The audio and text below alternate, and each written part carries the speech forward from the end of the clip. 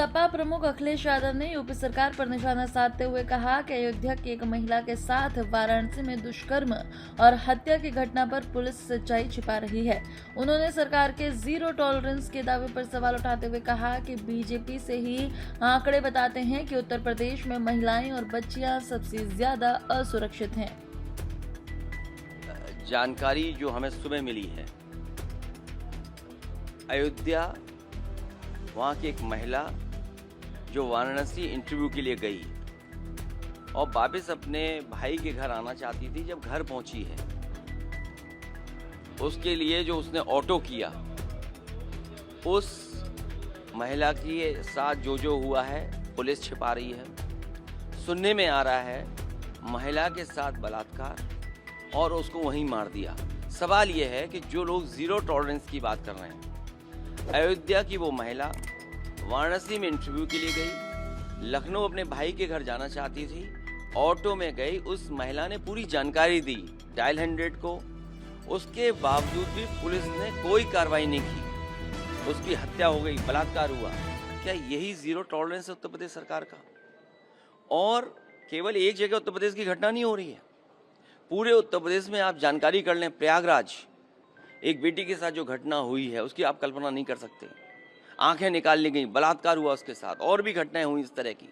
तो उत्तर प्रदेश में सबसे ज़्यादा असुरक्षित भारतीय जनता पार्टी के आंकड़े ही बताते हैं उनके सरकार के कि महिलाएं और बेटियां हैं। छोटी छोटी बेटियों के साथ बलात्कार हो रहा है। यही जीरो टॉलरेंस है भारतीय जनता पार्टी का कानून व्यवस्था को लेकर के। और जहाँ तक सवाल किसान का है, किसान की परवाह कोई भारतीय जनता पार्टी को नहीं है।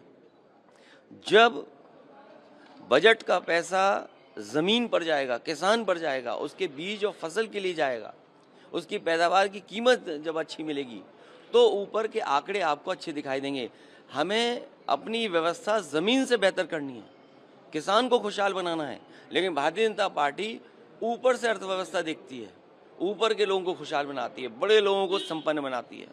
पूरे के पूरा कारोबार, पूरा का पूरा और जो लाभ देना है बजट का, वो उन्हीं के लिए है।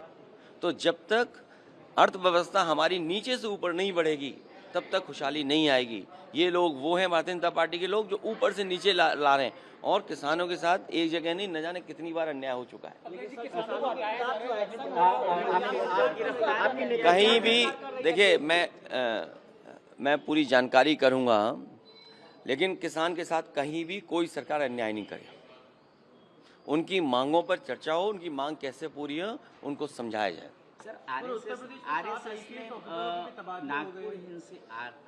ने नागपुर हिंसे की निंदा की है और कहा है कि औरंगजेब अप्रासंगिक है आज के समय।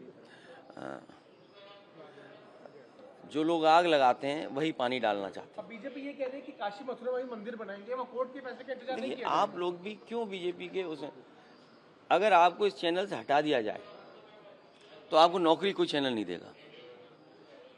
सब अपने अपनी नौकरी बचाने के लिए सच को दबा रहे हैं। और जो भारतीय जनता पार्टी चाहती है, जो एजेंडा वो चाहती है, उसको चलाने में आप सब लोग भी सहयोग करते हैं। हमें उम्मीद है कि आप लोग मदद करेंगे, जनता की, इस देश की मदद करेंगे आप।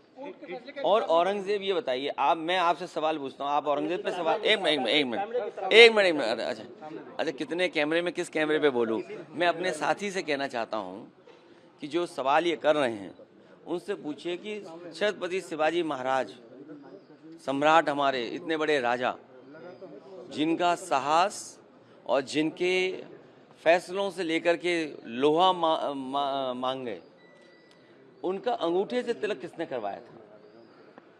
उनका अंगूठे से तिलक किसने करवाया था? मैं आपसे कहता हूँ, मेरे सवाल पूछिए अंगूठे का तिलक का, कि जब वो राजा बने, आप सवाल करिए मुझसे। सर, किसने करवाया? नहीं, आप मुझे सवाल कीजिए, छत्रपति शिवाजी महाराज जी का अंगूठे से तिलक हुआ तो हम बताते हैं। सर, छत्रपति शिवाजी महाराज जी का जो अंगूठे से तिलक हुआ था वो किसने करवाया? ये भारतीय जनता पार्टी से चर्चा नहीं करती।